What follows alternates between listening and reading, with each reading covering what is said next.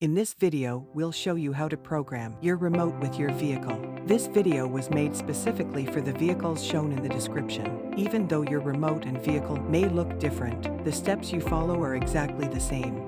Remember, you must have at least one existing working remote to begin. Don't forget to read the video description for more important information, including step-by-step written instructions.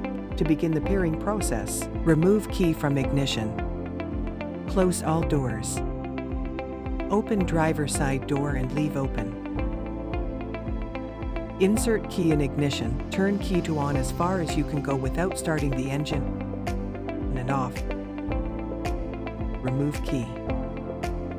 Repeat step 4 2 more times, making sure you remove key each time.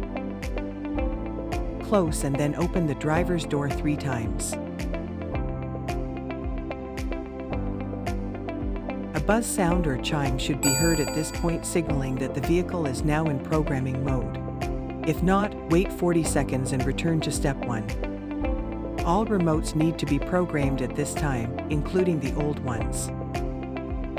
Push any button on a remote 2 times.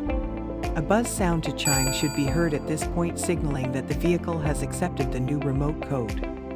Repeat for next remote, up to a total of 3 remotes including any old remotes.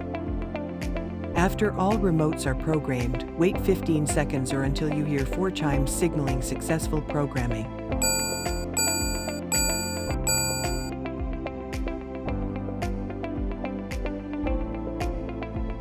If you found this video helpful, leave a comment below. Be sure to like and subscribe, then hit the bell icon to be notified of new videos. If you need replacement keys for your vehicle, be sure to check us out online.